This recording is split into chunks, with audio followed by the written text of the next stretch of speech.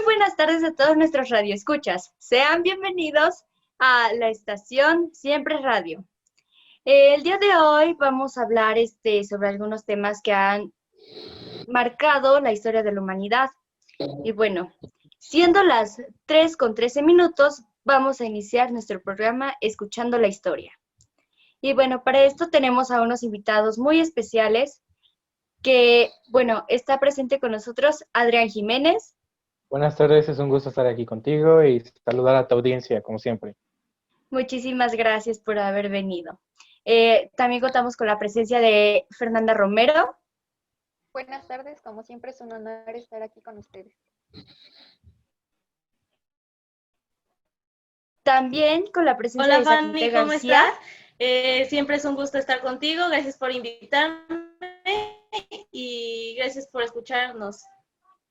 Al contrario, gracias por venir. Y también con la presencia de Miranda Rodríguez. Muchísimas gracias a todos por haber venido. Y bueno, para comenzar nuestro programa, vamos a hablar sobre un tema muy importante que pues son los regímenes totalitarios. ¿Por qué se les considera al partido fascista y al partido nazi como un régimen totalitario? ¿Y cómo fue que estos llegaron al poder?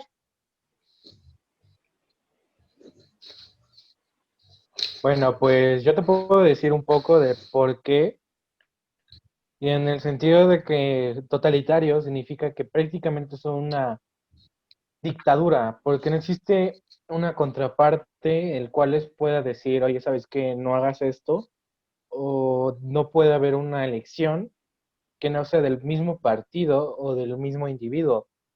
Un claro ejemplo, como tú lo dices, es la Italia fascista de Mussolini o la Alemania nazi de Hitler, ¿no? Y pues en lo que va a características, ambos son muy extremistas. ¿Por qué? Porque eliminaban a sus, digamos, a su competencia política. Todo aquel que pensara muy aparte de ellos tenía que ser pues, prácticamente eliminado. Al igual que prácticamente sus políticas eran de odio y expansionismo. Entonces, hablando de especialmente de la Alemania nazi, ¿cómo es que el partido nazi llegó al poder? Fue prácticamente por el resentimiento alemán de la Primera Guerra Mundial perdida. Entonces, pues Hitler supo aprovechar muy bien eso y nada más que decir que pues solamente de esa manera pudieron llegar al poder, como una manera de buscar algo nuevo o una administración. Muchas gracias. Y bueno, Sagnité, ¿nos puedes dar tu opinión sobre este tema, por favor? Claro que sí. Bueno, yo podría hablar que en el aspecto político, el totalitarismo es un monismo político porque rige toda la estructura de poder en torno al poder político. Generalmente es solamente un líder absorbiendo los poderes que se afinan a este y negando los que son independientes o contrarios. De esta forma, al contrario de las formas de Estado democráticos, en donde el poder político es una forma más de poder que se encuentra en una jerarquía sobre el poder social. En el totalitarismo no existe esa jerarquía de poderes, debido a que solo existe uno, el poder político total. Perfecto, muchísimas gracias. Señorita Fernanda, ¿nos puedes dar tu punto de vista sobre este tema, por favor? Claro, y bueno, pues mi punto de vista es que los regímenes totalitarios no respetan los derechos humanos y todo prácticamente está controlado por el gobierno. Controlaron todos los aspectos de la vida de las personas debido a su ideología que tenían. Perfecto, muchísimas gracias. Y por último, Miranda, ¿nos puedes dar tu opinión sobre este tema, por favor? Claro, claro. Pues para mí los regímenes totalitarios, como lo mencionaron los compañeros, es que, pues sí, buscaban una sola dictadura, que el poder recayera sobre una sola persona. Provocaron varios acontecimientos en la historia, como fue la creación del Fasi di Combattimento, que fue una creación, la organización de exmilitares combatientes y exaltados, creó varios grupos en contra de esta dictadura, como fueron los antisocialistas y los antiliberales. La verdad es que mucha gente se unió y buscaban quitar y erradicar esta dictadura, pero probablemente y hasta la fecha podamos seguir siendo víctimas de este tipo de dictadura. Comprendo, muchísimas gracias. Y bueno, el siguiente tema es un tema que a mí me llama muchísimo la atención. Y bueno, pues es sobre la Segunda Guerra Mundial. Y bueno, el principal motivo pues fue eliminar a los judíos, a los polacos, a los africanos y bueno, demás personas. También fue pues la toma de poder por parte de Adolf Hitler, el fascismo y el militarismo japonés. Y para esto pues hubo dos bandos, si no me equivoco, que pues eran los aliados y los nazis. Los aliados creo que estaban conformados por Estados Unidos, la URSS, el Reino Unido y Francia. Y los nazis pues Alemania, Italia, Japón y Hungría. Y bueno, para esto, yo pues te pregunto a ti, Sagnite, ¿qué es lo que estás opinando? ¿Cuál es tu punto de vista sobre este suceso? Bueno, pues yo podría decirte que la Segunda Guerra Mundial fue el mayor conflicto en la historia de la humanidad del siglo XX, entre 1939 y 1945. Las operaciones militares involucraban a 72 naciones, lo que resultó en 45 millones de muertes, 35 millones de heridos y 3 millones de desaparecidos. La Segunda Guerra Mundial comenzó con la invasión de Polonia por Alemania el 1 de septiembre de 1939 y terminó con la rendición de Alemania el 8 de mayo de 1945. Y aún así las batallas continuarían hasta la capitulación de Japón el 2 de septiembre de 1945. Comprendo, muchísimas gracias. Y señorita Fernanda, ¿nos puedes dar tu argumento sobre este tema, por favor? Sí, claro. Y bueno, pues la Segunda Guerra Mundial fue un conflicto que nos ayudó a reflexionar, porque a pesar de que fue algo devastador, ayudó a hacer conciencia de que no es necesario perjudicar a a algunas naciones solo por tener distintos ideales, distintas ideas, y pues esa es mi opinión. Ok, muchísimas gracias. Señorita Miranda, ¿qué nos puedes decir sobre esto? Pues de primer momento te puedo decir que Hitler fue un gran líder, y no lo digo en el sentido de todo el desastre que causó esta guerra, la verdad, pero sí en la capacidad que tenía para controlar a las masas y crear todo este ejército, esta organización, todo lo que provocó. También fue una persona muy ambiciosa. Su objetivo era ir por la dominación de Francia en 1940 y normalmente los objetivos que se proponía los conseguía, lo cual desde mi parecer es algo impactante. Hace falta muchas cualidades que tenía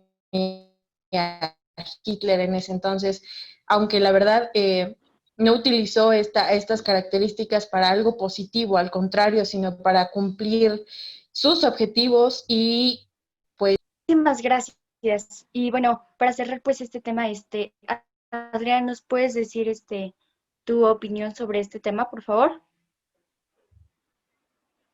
Mira, pues yo pienso que más bien la Segunda Guerra Mundial fue un acto de arrogancia por parte de tanto Alemania, porque si bien Japón ya había iniciado su conquista por el Pacífico, no había una guerra, por así decirlo, tan fuerte como la que hubo junto con Alemania. Entonces, pues también viéndolo de una parte, esto se pudo haber evitado si desde el principio los aliados hubieran tenido una actitud de, oye, ¿sabes qué? Esto no está bien, como lo pudo haber hecho Reino Unido o Francia desde el principio, cosa que quisieron evitar una guerra, pero que al final tuvieron que afrontar, incluso les fue peor, ¿no? Sobre todo en el caso de Francia, que pues terminó dividida y pues gran parte de su población pues tuvo que escapar. Incluso quedó sobre un régimen a la cargo de los nazis, ¿no? Obviamente de un francés, pero pues prácticamente obedecía a los alemanes. Entonces, siento que es más arrogancia y cobardía, no es tanto un conflicto de interés. O sea, en parte sí, por Alemania para expansionar, para tener expansión, pero por parte de los aliados es un poco de cobardía en el sentido de que pudieron haber evitado llegar a tales consecuencias desde el principio. Ok, muchísimas gracias. Y bueno, en la Segunda Guerra Mundial, pues fue el Holocausto. Y bueno, Sagnite, a ti te pregunto, ¿por qué crees que los nazis... Pues mira, primero hay que saber qué es el Holocausto. El Holocausto fue la persecución, el asesinato sistemático estado de 6 millones de judíos por parte del régimen nazi y sus colaboradores. Los nazis que ascendieron al poder en Alemania de enero de 1933 creían que los alemanes eran una raza superior, que los judíos eran inferiores y que representaban una amenaza para la denominada comunidad racial alemana. Durante la era del Holocausto, las autoridades alemanas también persiguieron a otros grupos debido a su percibida inferioridad racial, como los romaníes, las personas con discapacidades y algunos de los pueblos eslavos, como los polacos, los rusos y otros. Otros grupos fueron perseguidos por motivos políticos, ideológicos y conductuales, entre los comunistas, los socialistas, los testigos de Jehová y los homosexuales. En 1933, la población de judíos en Europa sumaba más de 9 millones. Lamentablemente, la mayoría de los judíos europeos vivían en los países que la Alemania nazi ocuparía o sobre los que en 1945 los alemanes y sus colaboradores habían asesinado aproximadamente a 2 de cada 3 judíos europeos como parte de la solución final, la política nazi para asesinar a los judíos de Europa. Comprendo. Muchísimas gracias por hablarnos pues de este tema. Y bueno, señorita Fernanda, ¿nos puedes dar tu opinión? Claro, y bueno, como lo mencionó mi compañera Zach, pues no solamente fueron judíos los asesinados, sino muchísimas personas más. Y en mi opinión, eso no era justo, ya que todos, bueno, como todos, somos seres vivos y había que respetar sus ideales. Comprendo. Muchísimas gracias. Y bueno, Adrián, ¿nos podrías decir qué es lo que tú hubieras hecho si hubiese sido una parte del líder de este movimiento?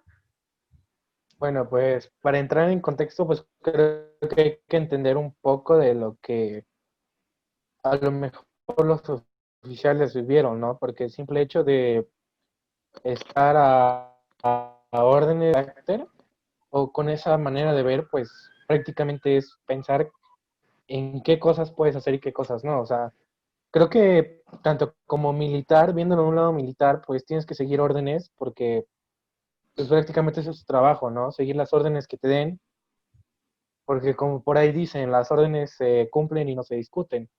Entonces, viendo de una parte, pues sí, ¿no? Para ellos era escoger entre su vida o la vida de alguien más. Y pero creo que es algo obvio que escogerías sabiendo que, pues, tu vida está de por medio, ¿no? Entonces, creo que yo, en lo personal, intentaría ayudar, pero no directamente para que no se dieran cuenta que soy yo. Es lo que yo pienso. Obviamente, pues, las situaciones son muy distintas a lo que es, ¿no?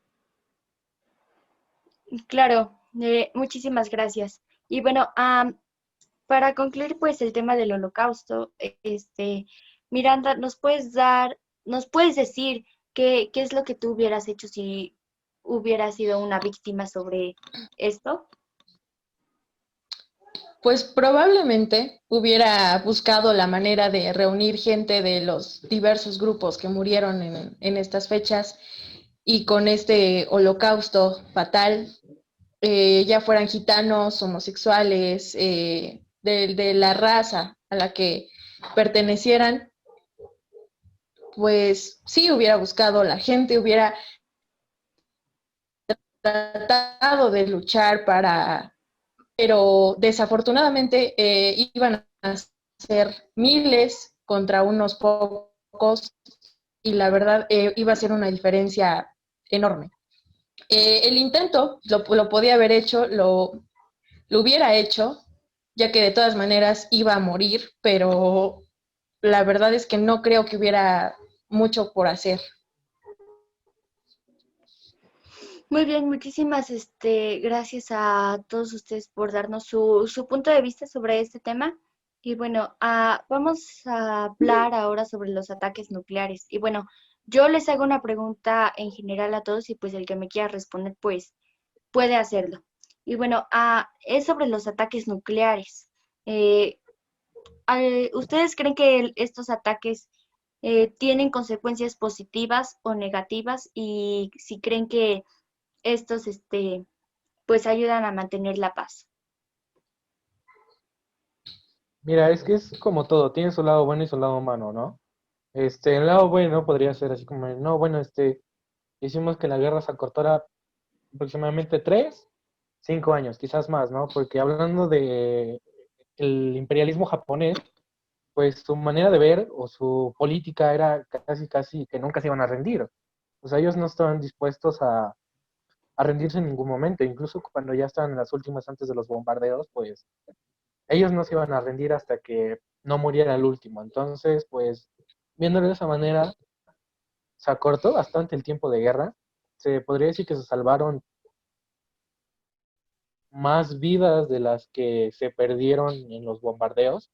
Obviamente no estoy a favor de las armas nucleares, porque pues eso nos conlleva a prácticamente una destrucción, ¿no? Tanto como seres humanos, como civilización, en el sentido de que en cualquier momento podemos desaparecer de la nada solo por la decisión de alguna persona o un grupo de personas. Entonces, viéndolo de esa parte, no fue bueno, pero hablando de números, en vidas, dinero y recursos, sí. Ok, muchísimas gracias. Miranda, ¿nos puedes dar tu opinión sobre esto, por favor? Pues mira, consecuencias positivas yo le vería, pues obviamente lo que menciona Adrián, que estoy en total acuerdo. También que sí demostraron que se pudieron levantar de estos ataques por parte de dos bandos diferentes y reactivar su economía y hacer muchas cosas y volver en sí, volver a recuperarse y a levantarse de personas desaparecidas, niños. La verdad es que son eventos muy fuertes que marcan demasiado, pero eso es lo que yo rescataría como una situación positiva, esa capacidad de paz, desde mi parecer, paz no se va a traer con violencia, la paz no se va a traer con ataques, con muertes. Al contrario, la manera en la que muchos líderes y gobiernos pues hacen muchas cosas. Entonces, esta sería mi opinión sobre mi postura sobre este tema. Muchísimas gracias. Señorita Sagnete, ¿tú crees que las bombas que enviaron a Hiroshima y Nagasaki, pues, eran necesarias? Mira, yo creo que fue como que un acto de desesperación, ¿no? De parte de Estados Unidos, ¿no? Porque querían ya acabar con la guerra, querían ya terminar. Entonces, como dice mi compañera Adrián, que que lo de allá no se querían rendir, o sea, ellos son muy fuertes, entonces, como yo digo que es un acto de desesperación para hacerlos bajar a la fuerza, para que ya terminaran. Eso es mi punto de vista. Ok, muchísimas gracias. Y para concluir, señorita Fernanda, ¿nos puedes dar tu opinión sobre este tema? Bueno, pues como dicen, esto trajo consigo cosas buenas, pero en mi opinión creo que los bombardeos no eran necesarios. Y yo siento que trajeron solo consigo muchas cosas negativas, porque nadie merece ver en escombros el lugar en el que habitan. Las armas nucleares son muy peligrosas, claramente, y por ello creo que no era necesario utilizarlas para acabar con la vida de algunas personas que eran inocentes. Es por eso que yo siento que no ayuda a mantener para nada la paz. Ok, muchísimas gracias. Gracias a todos por su opinión y su postura ante este tema. Y bueno, ahora vamos a pasar a otro tema que es igual de suma importancia. Y bueno, es sobre la ONU. Señorita Fernanda, yo te pregunto, ¿sabes cuál fue el propósito de esta organización de las Naciones Unidas? Sí, claro. Bueno, pues el propósito de la ONU principalmente era mantener la paz y la seguridad, fomentar relaciones de amistad entre naciones, favorecer la cooperación internacional para solucionar algunos problemas claramente entre esas naciones y, por supuesto, estimular el respeto hacia los derechos humanos. Muchísimas gracias. Señorita Miranda, ¿qué nos puedes decir sobre este tema? Pues la verdad es que desde mi parecer la ONU sí defiende no solamente a las personas los derechos, sino prácticamente al mundo y a cada ser humano que habita y cada ser vivo que habita en el mundo. Pero la verdad se ha mostrado muy incompetente, muy deficiente en muchísimas cosas. Y no solo ahora, desde antes, pero ahora es más y puedo notarlo y podemos percibirlo más porque estamos atravesando una pandemia. La verdad es que hay muchos países que no pueden hacerle frente a esta situación económicamente, socialmente, políticamente y muchísimos temas, pero la verdad es que la ONU se está lavando las manos de muchas maneras y no culpo como tal a la organización, sino a quien la representa. No olvidemos, no puedo olvidar la vez que uno de sus directores mencionó sobre el tema de los tiroteos que no había nada que hacer y que no se podían erradicar. La verdad es que están para darnos esperanza, para darnos un poco de paz. Se supone que ese es parte de su función, pero ¿cómo le das paz, cómo transmites tranquilidad a la humanidad si estás mencionando que ciertos problemas sociales tan graves no tienen solución y que no puedes erradicarlos? No puedes ni siquiera hacer el intento de... Entonces, en muchos temas, desde mi parecer, se está viendo muy... Esa sería mi opinión y mi postura. Ok, muchísimas gracias. Joven Adrián, ¿tú crees que la función de la ONU sea buena o sea mala? ¿Cuál es tu postura ante esto? Mi postura, igual que Miranda, la comparto, es bastante ineficiente en algunos aspectos, ¿no? En el simple hecho de que algunos países tengan poder de veto para poder hacer lo que ellos quieran, sin mandar una resolución o sin que tenga consecuencias para ellos, así de... Un claro ejemplo es Estados Unidos, ¿no? Ellos tienen un poder de veto por el simple hecho de ser uno de los miembros fundadores o quizás de los que más dinero aportan a la organización. Siento que el hecho de que tú des dinero o financies o cierta organización no te da derecho a sobrepasar por las demás naciones, ¿no? O sea, se supone que es una organización que se basa en reglas para evitar conflictos, para negociar, es como un mediador internacional, ¿no? Y entonces el simple hecho de que lo puedan ignorar y puedan, pues, burlarlo, pues eso habla de su ineficiencia, ¿no? En ciertos aspectos, o sea, huecos legales que prácticamente muchas naciones utilizan. Y hablando igual de sus afiliados, organizaciones, UNICEF, la OMS, pues igual, ¿no? O sea, no son tanto las organizaciones como tal, sino simplemente las personas las cuales las administran, ¿no?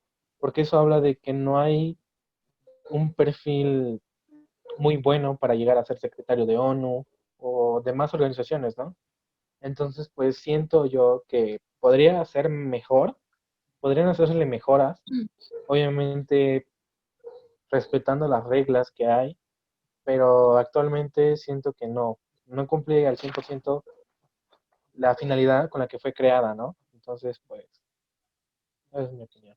Ok, muchísimas gracias. Y para concluir, pues, este tema, Sagnite, ¿nos puedes dar tu punto de vista, por favor? Sí. Se ha reconocido que el primer propósito de las Naciones Unidas es mantener la paz y la seguridad internacional, y con este fin se faculta que tomar medidas colectivas eficaces para prevenir y eliminar amenazas a la paz y lograr que las controversias surgidas entre diferentes estados se logren solucionar por medio de los canales diplomáticos y de justicia internacional que para tal fin se establezcan. Pero, sin embargo, para tener una mejor comprensión de la finalidad, funcionamiento y alcance de las misiones de paz, es necesario entender su origen y sus principios y el contexto en el que se desarrollan.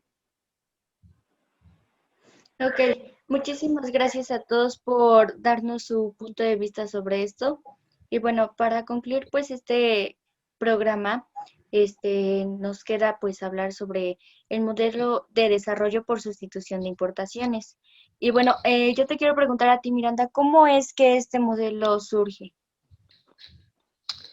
Este modelo, el llamado EASY, o como tú lo mencionabas, el modelo de desarrollo por sustitución de importaciones, surge en la década de 1930 con la etapa posterior a la Primera Guerra Mundial y la anterior a la Segunda Guerra Mundial, y surge como un proyecto o un programa para recuperar la economía, para levantarse de todo el desastre y estancamiento económico que había generado las guerras, los desastres, las muertes, etcétera. Realmente lo utilizaron los países para salir, como ya lo mencioné, adelante económicamente, volver a posicionarse. Y bueno, este modelo consiste en la economía que sostiene un país. El Estado debe atentar la fabricación local de bienes de primer orden que llegan al consumidor final, es decir, evitar las exportaciones y el consumo de productos internacionales. Simplemente con su propio producto, con su propia materia prima, tiene que generar, distribuir internamente y generar su propia economía, vivir de su propia economía, no apoyar la economía internacional, sino la propia. Y bueno, ha tenido un gran impacto en la vida hasta el día de hoy. La verdad es que la industria se ha mejorado muchísimo con este proyecto, con este modelo. Y bueno, uno de sus características, uno de sus impactos es el aumento del empleo local a corto plazo, el alza en el estado de bienestar y mejores garantías sociales para los trabajadores, desde salud y otros servicios, y el florecimiento de pequeñas y medianas empresas que después se van a convertir en grandes y van a generar otra economía. Entonces, en esto consiste y en esto dio origen el modelo de desarrollo por sustitución. Muchísimas gracias. Señorita Sagnite, ¿nos puedes dar tu punto de vista sobre esto, por favor? Podría decir que pues, este modelo económico comenzó a aplicarse a consecuencias de las dificultades de abastecimiento que provocó la Primera Guerra Mundial. O sea que era demasiado necesario, aunque su fase más intensa se produjo en el periodo posterior a la crisis del 29 y hasta la primera mitad de los años 1970 en Latinoamérica. Ok, muchísimas gracias. Y señorita Fernanda, ¿nos puedes dar tu opinión, por favor? Bueno, pues yo creo que este modelo de industrialización por sustitución de importaciones, bueno, pues a mi parecer, yo creo que ayudó a que que se consumieran más los productos producidos prácticamente en el país de origen que en algún otro país que sea extranjero. Muchísimas gracias. Y para concluir pues este tema y ya casi vamos a terminar en nuestro programa, nos queda pues, Adrián, ¿nos puedes dar tu opinión, por favor? Bueno, pues creo que fue un modelo de negocios bastante exitoso, ¿no? Ya que, pues un claro ejemplo podría ser, obviamente no te estoy diciendo que es al 100%, pero sería como un poco precursor, sería la expropiación petrolera, ¿no?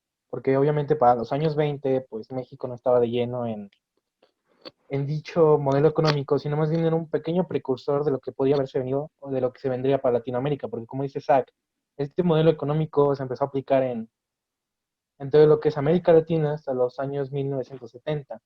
Entonces, pues derivado de la expropiación petrolera, obviamente de algunas de las crisis, tanto como de materia prima que hubo en la Segunda Guerra Mundial, que se buscó petróleo, minerales, entre otras cosas para el esfuerzo bélico, pues siento que esto llevó a que México tuviera un gran auge económico, que obviamente hasta 1980 empezó a decaer debido a malas administraciones, malos presidentes o malas decisiones políticas, ¿no? Pero un buen ejemplo sería ese, ¿no? La expropiación petrolera en el sentido de que se buscó privatizar el petróleo para beneficio del país y no para beneficio de otros países, como se venía haciendo anteriormente.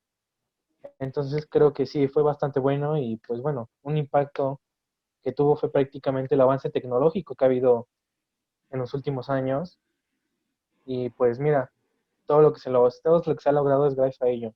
Y pues creo que sin esa reforma económica no estaríamos aquí hablando. Ok, muchísimas gracias. Y pues bueno, Radio Escuchas, pues esto ha sido todo por el programa del día de hoy. Agradecemos la presencia pues de nuestros invitados, Adrián, Fernanda, Sagrité, Miranda. Gracias en verdad por su presencia en este programa. Gracias por hablarnos pues más a fondo de estos temas que son muy importantes y que han marcado pues la historia de la humanidad. Y pues esto es todo. Muchísimas gracias por escucharnos y nos vemos en el siguiente programa. Gracias a todos, Radio Escuchas. Que tengan una excelente tarde.